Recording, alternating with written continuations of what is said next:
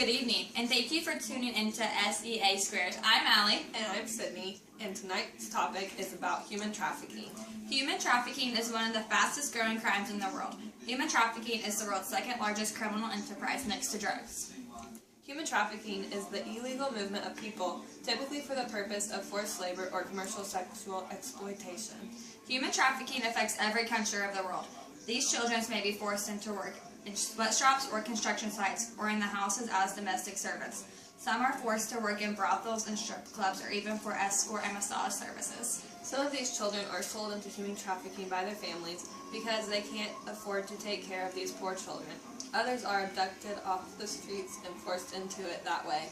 A shocking 10.5 million children, 71% of whom are girls, and many of whom are as young as 5 years old, are estimated to be domestic workers around the world, and many of these children are held in slavery.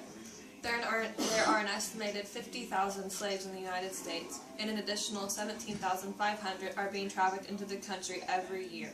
That is more people being enslaved annually than during legal slavery in America's dark history. It's unbelievable how often this awful crime goes on. Here is a story about human trafficking. This story is about a girl named Holly Austin Smith, and she is a survivor. When she was 14 years old, she ran away from her home with a man she had met at a shopping mall in Ocean County, New Jersey.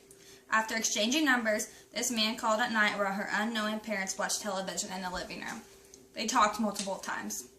Convincing her to run away with him was not an overnight accomplishment. He took his time. He got to know her, he analyzed her troubles, and he asked her about her dreams.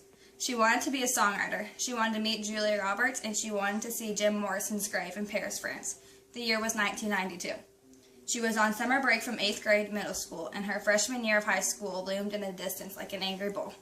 She was severely depressed, and as the pressures of her 14-year-old world boiled to the surface, she fled. She laced up her size 5 sneakers, and she ran toward opportunity, toward possibility, and towards freedom. In reality, she ran right in the inexorable clutches of a sex trafficking ring. Within hours of running away with what turned out to be a manipulative and menacing pimp, she was coerced into working Pacific Avenue in Atlantic City, New Jersey, until dawn the next day. The following night, an officer on the street recognized her as being underage and arrested her.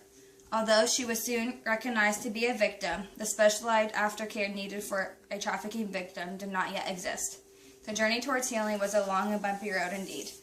20 years ago, there was no anti-trafficking laws in place. This pimp, who raped and lured a child into prostitution, served only 365 days in jail. 2 additional traffickers were arrested. However, one, a woman, posted bail and fled. She is still considered a fugitive in the state of New Jersey. Even though human trafficking does happen in the United States, it is more common in other countries around the world. This next story comes from South Korea and New Zealand. An employment agency arranged a job for a young boy named Topin on a South Korean fishing vessel off the coast of New Zealand. He and his fellow workers were often forced to work up to 30 straight hours, and the ship operators berated them if they paused even for a moment. Topin worked 8 months like this, enduring physical and sexual abuse by the ship operators. Tempted to escape when they neared shore, Topin resisted because he would owe a crushing US $3,500 if he broke his contract, and the employment agency would seek retribution against his family. Finally, he and other workers escaped and notified New Zealand authorities. Today, Topin is back home in Jakarta, but the employment agency has blacklisted him and is withholding his pay. One of the worst countries in the world in regards to human trafficking is India. Human trafficking will never come to an end until it ends in India. This next story is about a girl who was sold into human trafficking by her own parents. Kamal's parents felt they had no choice but to take their 13-year-old daughter out of school and put her in bonded labor in order to repay the loan for her sister's dowry. Kamal worked 11 hours a day, sitting cross-legged on the floor in a dark room without ventilation, folding and gluing matchboxes. She often went hungry, endured verbal abuse and threats from her employer, and suffered from the noxious fumes.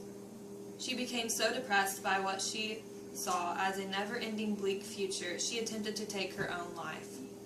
After 3 years of bonded labor, an NGO settled her family's debt, and Kamal was able to leave and continue her education.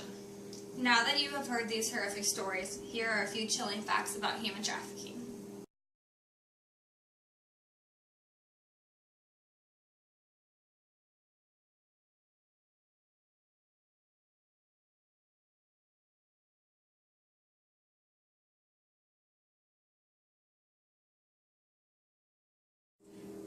The effects of human trafficking are never ending, but there is still hope.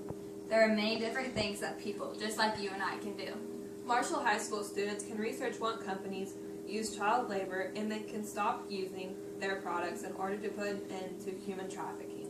Companies can help stop human trafficking by being aware of their suppliers' hiring practices. Governments can find out which companies are using child labor and put an end to it.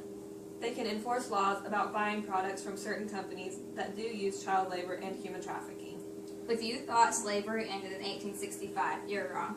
There are still 20 to 30 million slaves in the world today. What are you doing to help stop it?